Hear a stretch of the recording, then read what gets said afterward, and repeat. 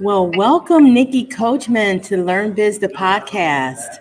Good morning. Well, good afternoon. How Thank are you. you? Oh, it's a lovely day in the neighborhood, is it? Yes, it is. And we're so glad to have you on LearnBiz, the podcast, so you can tell us all about Quia organic wines today. Thank you. Yeah, so to get started, I think it'd be nice for you to give a little introduction and tell folks a little bit about who you are, Nicky Coachman, and a little bit about your background. And I hope you can hear us okay. Oh, I hear you very clearly. My name is Nicky Coachman. I'm originally from Valdosta, Georgia. I moved down to South Florida back in 1980. During those 10 years that I was down here, I was basically in the financial industry for many, many years, totally got burnt out. And then I started seeking other avenues as far as business, employment, you name it. So I was actually involved with some friends of mine over in Doral, and that's where the whole wine thing came into place. I was actually thrown into it by actually assisting someone that was importing wines from South America and South Africa. And with that being said, one thing led to the other, and I started looking at the business, and I just really started looking back and looking at the wine industry and go like, this seems to be a little bit of fun.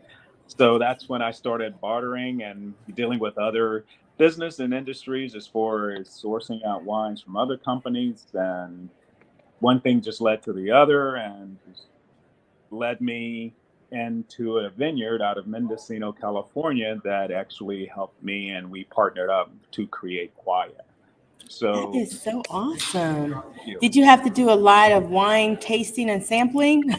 oh, that was done way before I got it. No, actually, what really, really struck my nerve was the fact that the vineyard that I started partnering with was something that hit close to home. They are a organic and biodynamic vineyard.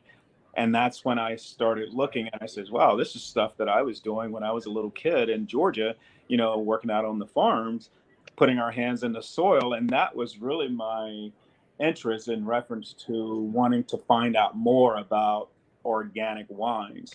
So when I found out their whole process and how they're structured as far as a organic and biodynamic farm, Hmm. I just really just, my passion and my heart just went out because I want to learn more.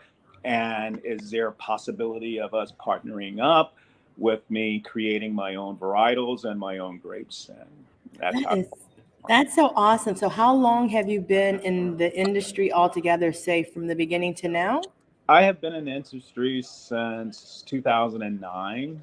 Okay. So it's been a while. I'm an That old. yeah, that no, that's really awesome. So I know Sandy's going to have some questions for you as well. So I'm going to turn it over to her, and I'll have some follow-up questions for you. Thank So you. for just those that are watching, please be sure that you click the subscribe button, click the like button. Please share this video. We are chatting with Black-owned winemaker Choir Organics. So my question for you is, why wines? Like what motivated you to get into this industry? Well, I've always loved wines, and it was just something that I looked at wines as far as pairing with foods. Where I came from, a lot of my elders at that time was drinking cocktails like scotch, whiskey, vodka. And for me, that was just a pairing that I could not really relate to if I'm having a nice seafood dinner or a nice steak dinner or anything as far as food. I always just thought, heavy spirits was always something that you would just socialize and have a nice little chat. But wines with me was always, oh, I like a Chardonnay with seafood, or I like this red, with my meats and all of this kind of pairing. And I always tell people, I say, I am not a total master sommelier. I was always in favor of how does this particular wine, whether it's a red or white, and I did not have the old cliche of white wines goes with seafood. It was all about what my palate and what your palate was actually tasting and pairing it with. So that was my passion about wines is that, wow, the wine actually, for me, was actually enhancing the food. And I learned that very early when I tried to impress a date. And we went out and I tried to go to a nice, expensive restaurant and things didn't work out. I'm complaining. And finally, the maitre d' came over and he goes, young man, let me ask you, what did you have? And I said, I had this, this, and this. He goes, that might be because your pairing of your wine did not pair very well with the food. Uh-huh. So I went, just like you said, uh-huh. Now we're learning. Now we're getting somewhere. So Oh, yeah. those pairings really do matter. So I've heard things like if you're eating fish, you should have white wine. If you're eating red meat, you should have red wine if you're eating meat. Is that the kind of pairing we're generally talking about? Generally, yes, but I've always been a person to where if I'm having, let's say, kind of an example, if I'm having spicy food, I want a wine that's going to mellow that food out for me. I want something cool and refreshing, very soft and smooth. If I'm having a very heavy wine, then I want to go with a lighter food. So Gotcha. that was my concept, because just one, for me and my palate, it was like, how are these, clashing together? One was just a little different from the other, and it all just came together as a whole. I love that because the food and the wine can really, it's like it does a dance in your mouth if it's done right, correct? Absolutely. So that's really good. And just to follow up on Sandy's question, so you picked getting into the wine industry, you found your passion. What have you found to be some of the issues with regard to the business setup, setting up the business side of the business? One is setting up the business, and when it comes to, yeah, you can go and register your name, you can register your brand, you can register everything, it's all out there. What I was having a problem with is the industry itself, how the wine industry was not really catering towards the African American market. And that was, when you look at billboards and commercials or advertisements, you see everything that targets African Americans. It seems to be more towards the Scotch, the Hennessy, the Cavassier, the gin, the vodka, all of that. But I was not in tune with what the industry was doing as far as direct target marketing towards African Americans. And that's when I actually started, just sitting back thinking, let's do something on my own. And then if I can set a platform and bring more attention to the makers, and this is where my partnership with the vineyard that I'm associated with came about. I, just like I'm telling you guys, I said, hey, listen, I just look at how many Black are there in the United States. There's probably not even 20 or 25. So with the major market and industry when it comes to alcoholic beverages, I think the wine industry, as one, has never really targeted African Americans to look at their brands. You have a follow-up question? Absolutely. I start to think about the future of wine when I hear you talk about coming in and taking a little bit of a position. What do you see as the future for specifically Black-owned winemakers? It's an uphill battle. It's really the industry itself, when it comes to distribution, when it comes to being on the shelves in major markets. For me, to where I'm at right now, it was not really handed to me. It was something that I had to get in my car and travel throughout the state of Florida from store to store, sleeping in my car, making sure that I'm there first to meet with the buyers before everybody else, the Right. whole 9 yards.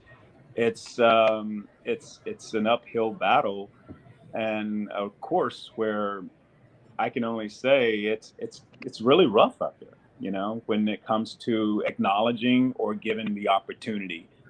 It's an industry where fundings, I had an associate of mine that I was involved with, or I was talking to for a long time.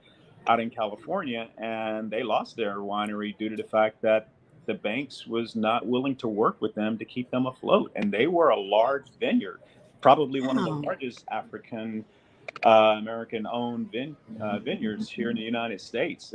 And it was just really hard to see somebody that had really established a foundation of a black owned winery to where all of a sudden it's taken from under you due to financial reasons, you know? Wow.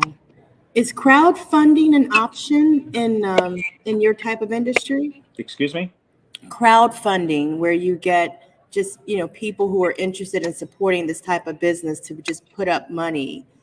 No, it's probably I have not been exposed totally to it yet. It is a lot from what I've seen, a lot about fundings. You know, you see a lot of the brands that are out there now. When you look at how they got started and who's actually backing them, it's either somebody in the celebrity business category or somebody with a lot of money that has money to, play with, if you want to say, to open up their own brand. But to really just go out and, to a bank, when I go to, or if I see bank says, oh yeah, we'll help you, and it says, oh, I'll give you $5,000 or $10,000, I'm going, wow, that's, thank you, but that's really not going to keep me afloat to be able to continue the process of Right. developing a brand like some of the major ones that has been out there for quite some time.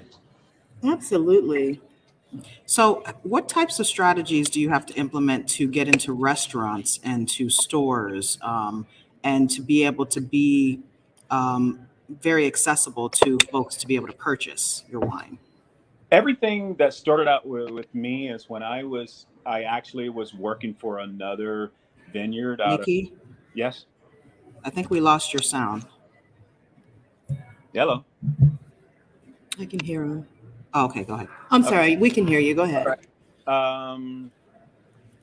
I actually, had to really just be in the stores. I started out wanting to learn about the industry. I was not a person that I had worked for a distributor. I had not actually worked for a vineyard. Somebody had asked me would I be willing to help them sell their wines in the market that I was dealing with, which was at that beginning time was Whole Foods and Fresh Market. And I went into these particular stores and I just asked the store managers and the wine and beer buyer, I said, I'm kind of interested in what this whole landscape is all about. Do you mind if I kind of live here for a while? And he goes, what do you mean? I said, can I come in Monday through Sunday? He says, sure. So I actually, just went into Whole Foods. I was actually up in Jacksonville and I lived in those stores almost 7 days a week, listening, asking questions, talking to wine owners, wine distributors, wine sellers, even the customers. I just had questions after question after question. So with that, it really gave me a hands-on education that I think that really elevated me to really know exactly what went on in the business, not only from trying to get your wine in, but also from the distribution side and also how the stores make a decision on bringing your wines in.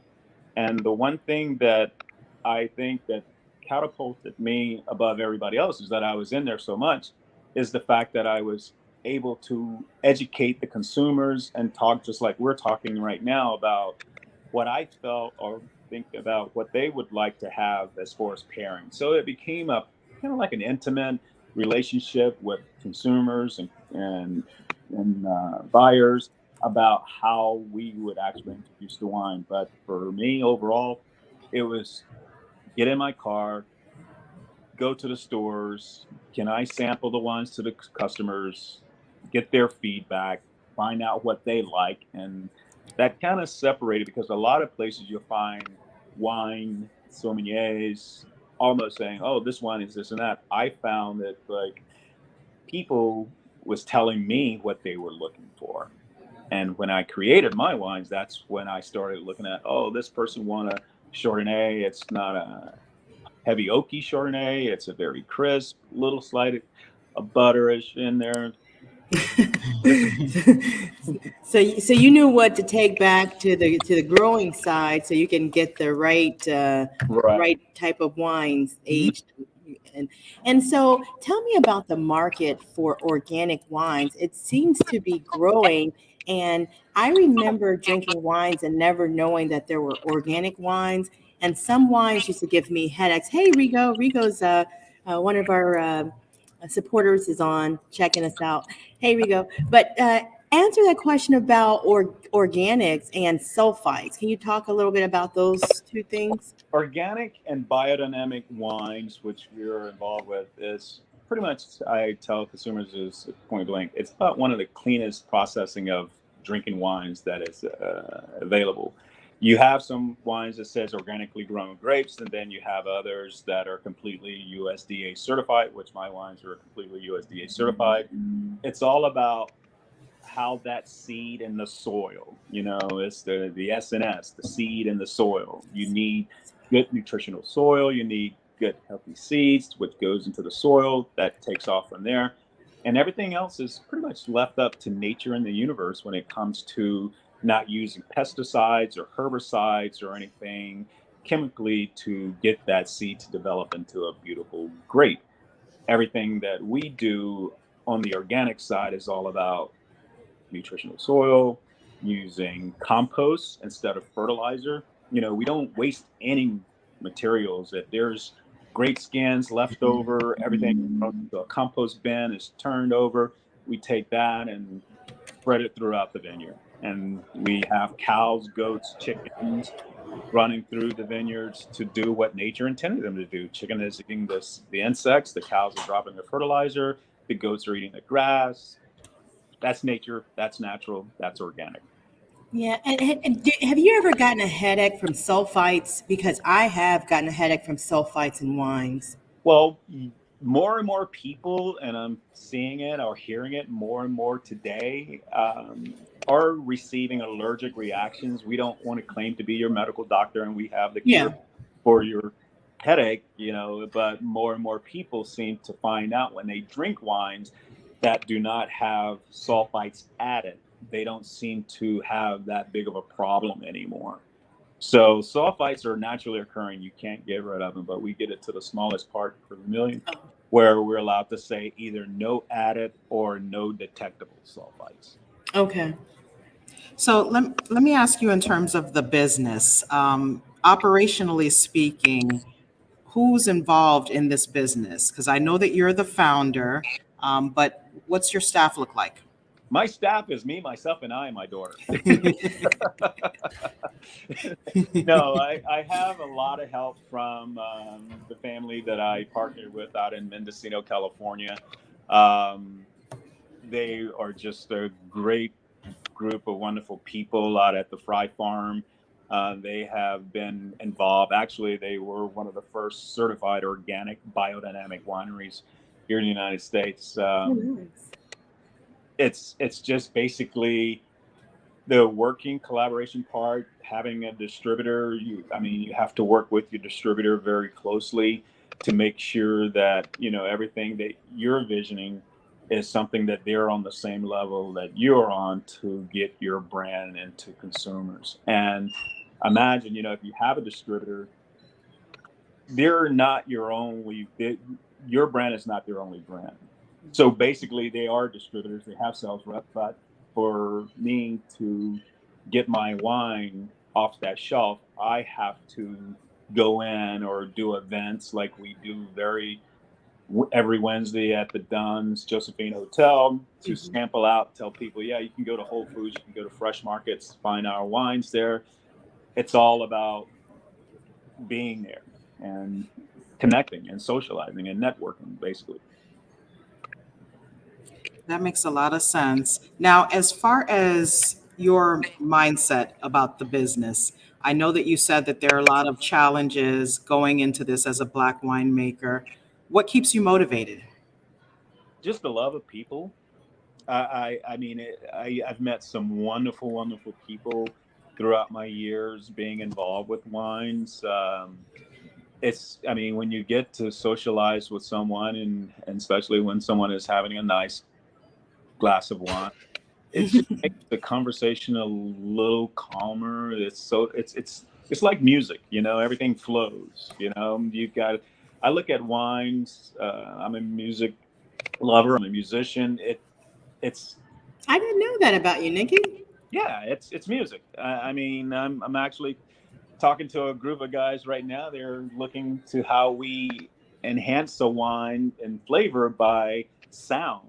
Mm. It's I when you think about wines, it's like I like music. It's like, do I have a Cabernet when I'm listening to Marvin Gaye, or does that Pinot Noir goes better?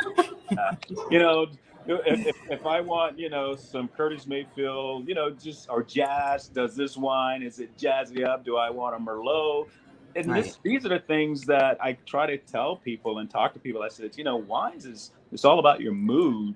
Just as much as it is your palate. Music plays a lot for me about people and wine. So Yep. I No, feel like it's wine, food, and music. yeah, and for me, no Chardonnay moments before 10 a.m. Oh, I mean 5 p.m. So I'm almost intrigued. Like, what type of tips can you give us as consumers in selecting the type of wine that needs to be matched up with our music or our food? it's all about tasting. That's why I would tell people to really, any time that you find an event that is, categorized as a wine event, please go. Go to it, yes. Hey, you get to go in and sample the wines basically without purchasing it and go like, oh, I don't like this anymore. Right. I just lost, $40 or $4 or whatever your heart desire. But I would tell them to go. And then even when you're going into a restaurant, ask them, hey, let me try this wine before I buy it, because That's true. the majority of your bill will be the wine selections. So for you to pair a wine up, it's almost like, can I try this wine before I purchase it? Yeah, because you get it. It may not hit your palate like you think. It's true. Some could be, you say, if you want a dry wine, you want a sweet wine, it could be too dry, it could be too sweet. It just ask that server, you don't mind if I try the wine that you have on your list before I select it. And another thing I like about wine tastings is that people like yourself, you do a lot of education. For people, you provide a lot of education so people really understand a lot of those things at the wine tastings. Like for instance, I forgot, was it called the marsupial grape or the marupal grape? Marula. Marula. Yeah, the I marula. learned about the marula. It's a fruit, right? The fruit from I Africa. learned that from Nicky at a wine tasting. Can you just share that? I think other people might be interested in knowing briefly about that one. The marula is a fruit that is from Africa. It's found out on a tree in the middle of the Serengeti. There's a lot of myths about it where, the fruit falls off the tree and the fruit is fermenting on the ground, and you have the giraffes and the elephants eating the fruit, and of course they get intoxicated They get and stoned. they're out of it. You got nothing worse than a drunken monkey, so but yeah, it's a nice fruit from South Africa that is actually fermented, and with a nice texture of cream, it becomes a cream liqueur, and it is a signature wine that is produced in South Africa. And I never had a cream liqueur wine. Yeah. It was really awesome. Yes, thank you for that. I wanted to ask a question about distribution and price. And can you show us a bottle of one of those wines that you sell? This is It's a beautiful bottle. Sangiovese. This is actually an Italian grape, but we are able to grow this same seed in Mendocino. It's all about climate, the regions and everything. Sangiovese is a grape that pairs very well with pasta and seafood. So it's an Italian grape, but it's a very good grapes when it comes to chicken, shrimp, Mm-hmm. seafood, cheese, crackers. have that. And then I have my Chardonnay. Oh, turn that bottle, hold it up just a little bit higher. Okay. Oh, that's a pretty bottle too. Yes. That's a nice Chardonnay bottle. Ooh. Yes. I created a song. Actually, I did a remix behind the Chardonnay. I like music. And then this is my Merlot. Now, I'm originally from Georgia. We do not call this Merlot. We call this Merlot. It's a very lovely Merlot. Merlot. I love But it. say Merlot, according to how the service wants you to say it when you're ordering. But yeah, these are all the designs on my particular brand is all African baskets, African design from the logo. The logo actually stands for strength and toughness. It's a symbol that is used in Northern Africa that is used a lot to say the strength and toughness part. And that being said, just to let all of my listeners out there know, when it comes to strength and toughness, that was something that came very, very close to me. I've been in the business for almost 12 years. I'm 11 years sober. And this is where my love and passion for wine, I love it, but it came to the point to where I was not able to consume it anymore. Being a father, I had to make some wise and very, very strict decisions that my family and my daughter means more to me than wines, even though I love wines. But with that happening, I was actually able to get sober by going to a facility that was very close to me that helped me overcome the need of wanting to have something that was really destroying my life. And that's why I said I love people, I love wines, I still love it. But then that also gave me an opportunity to help those who are struggling with alcohol, to relate to them, to let them know there is an outlet for you to try to get help. And that's where proceeds of my wine goes to help drug and alcohol addiction. Wow, that's awesome. It's really awesome. Thank you for sharing that. That's Yeah. really great. So, and that's where even, when people reach out, call me, and this is where the whole, I love being in front of people because a lot of people hide things. They're afraid to come out. They're afraid to talk. Just at one of the events that we were at, a lady came up to me and says, I have a family member that is struggling. Please give him my number. I know what he's going through. I am all about it. If I could help one person, that's good for me. If I could help 100, 1,000, it's all good.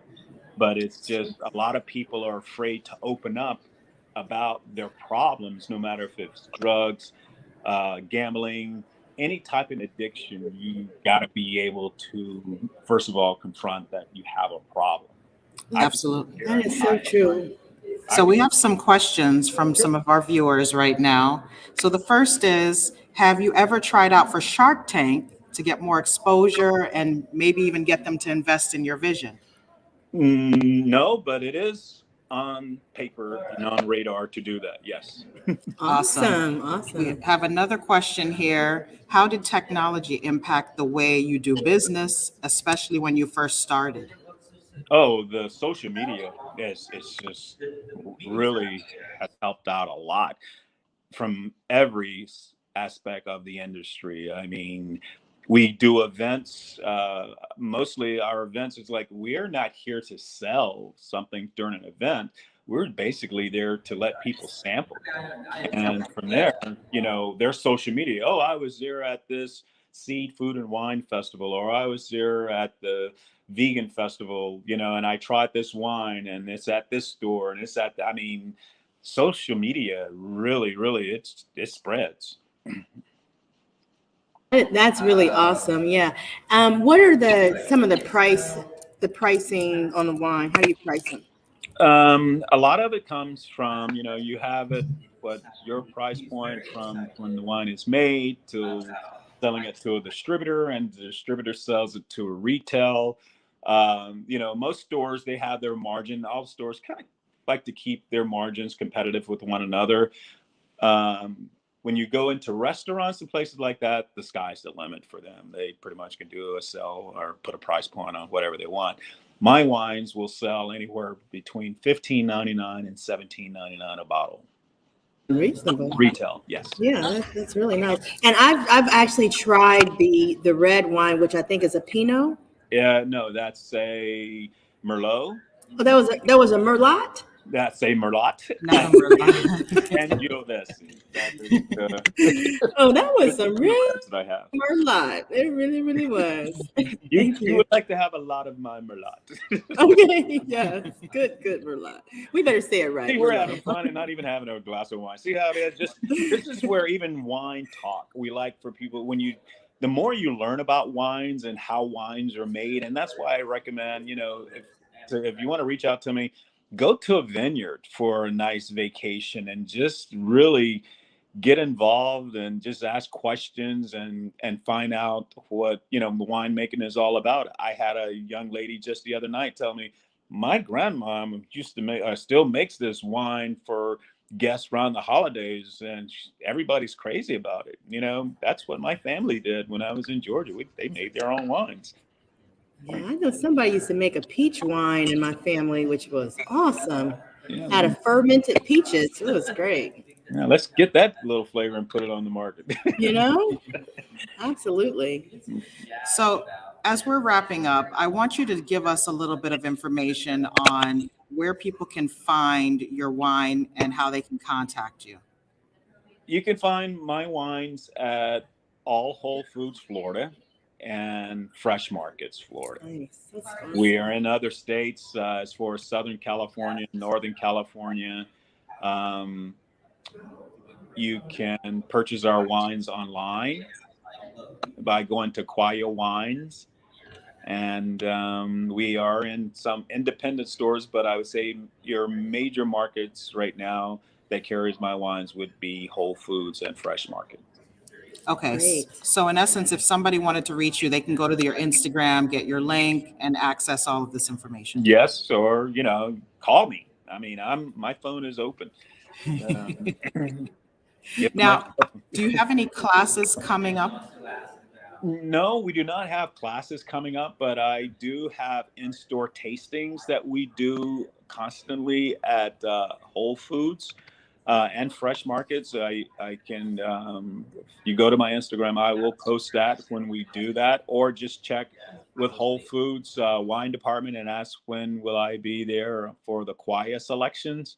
You can come in and like I say, these are the places you go and you can sample wines and find out what wines really hit your palate. I would love for my wines to be the wines for everybody, but that's not the case. But if you are a wine connoisseur, if you want to become a wine connoisseur, you just want to learn and find out about other different wines, these are the areas that I would tell you. And like I said, if you go in a restaurant, ask them you want to try it before you buy it.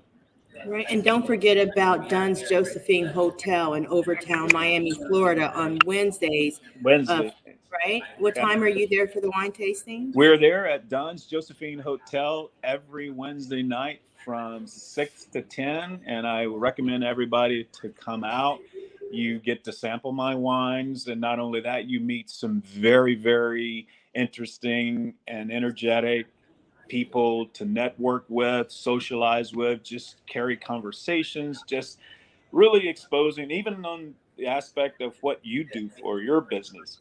Absolutely. Like I said, it just makes it a nice and a comfortable conversation when you're having a nice glass of wine and talking to somebody. It just makes it all nice and smooth. Yes, and we've had the hotel owner on the show here too. We've had Kristen on as well. So Oh yeah, lovely. love her place. Lovely place. People tell all your friends and family when they come to Miami, go to Dunn's Josephine Hotel. And actually, you're talking about music. The hotel is actually catered towards not only room numbers, but they have themed rooms from artists like Ella Fitzgerald and Count Basie and Louis Armstrong and Josephine Baker. I mean, what else are you going to go into rooms that have history of music and entertainment? Boom. That's it. Absolutely. That's And why you true. can have a glass of wine. And a great, I mean, I'm talking Black entrepreneurism all over the place around there. We love it. There's nothing quite like it. Well, we thank you Yes. so much, Thank Nicky you, ladies, Coachman. for having me. I would like to tell everybody thank you for listening. I appreciate it. If anything that I can do, please reach out to me. I'm all there. If you have an event, if you want us to sponsor that, like I said, we're all about just getting people to learn more about wines, especially on our side, the organic, and also just let those know our wines are also categorized as vegan. So Oh, if wow. you're vegan, um, that has a little problem with manipulation of wines, where wines makers do, some of them use egg whites, fish parts, or bone marrow to filtrate the wines. We are clean. Wow. Didn't know that. Yeah, that's very interesting to know. That's All on right. the show. Thank you, Mr. Nicky Thank you. Coachman. And I'll see Why everybody organic next wine? week on at Dunn's Josephine at 6:00 next Wednesday. Next Wednesday. Yes, I'll be checking you guys out. I'll be there soon. Okay. Thank you. Thank you so much. I hope you have a great day. Yes. Guys, please go to Instagram at Quiet Organics and check out this Black-owned winemaker. You can find him at Whole Foods. Contact him on Instagram at Quiet Organics and definitely support. Absolutely. Thank you. Have a Thank you. great Have weekend. one. Yeah. God bless. Take care. You too. All right, so we just did another one, guys, and we are at the point now where you can please subscribe, please click the like button, and don't hesitate to reach out if you have any questions. Absolutely. Should we tell them where we are today? Oh man, we're on location today. Normally you don't see both of us together. So this is a rarity when you're able to see both of us as, in person, trying to hang out a little bit and be present. But we're at the Breakers in West Palm Beach. It is an interesting place, to say the least. Lots of things to do and see. And we're here at the Real Property Probate and Trust Law Executive Council meetings. So it's a different experience today. It really, really is. So it's been nice to broadcast live from the Breakers Hotel in West Palm Beach, Florida. And so continue to support us. We would ask that you would subscribe to our channel. We are growing, and we like to thank each and every one of you for your support. And if you could get 5 other people to subscribe, we would really appreciate that, as we're trying to grow our numbers and bring much more material and information and people to you in this world of entrepreneurism. Yes, indeed. And you can always support us on Cash App with the $ LearnBiz, all one word. You can also check us out on our merch, learnbizthepodcast.myspreadshop.com. Lisa has our first and a signature shirt, which is the entrepreneur mindset. Let me edge this down so you can see it. Yes. Nice shirt. So we're all about supporting Black-owned business and encouraging Black entrepreneurs to really take the leap and take advantage of the resources that are out here, because there's a lot out here. Sure are. So guys, we're just tired, and I'm sure that you weren't supposed to say that part. We definitely are tired. It was a long day yesterday, but we're going to come to you probably with another conversation so we can finish talking about our Sesame Place story. Oh my, the saga continues. The saga continues. So again, guys, click subscribe, click like, share the video. Try 5 people. That's all we need. 5 people per person. And we'll come to you again with another one. Let me see if we have a comment here before I close out. You need the theme song. We already know that JB, and I know who JB is right now. If you, Lisa, don't know, we'll see. I don't think I do. You're going to find out in a minute. Oh, boy. All right, guys, have a great one. See ya.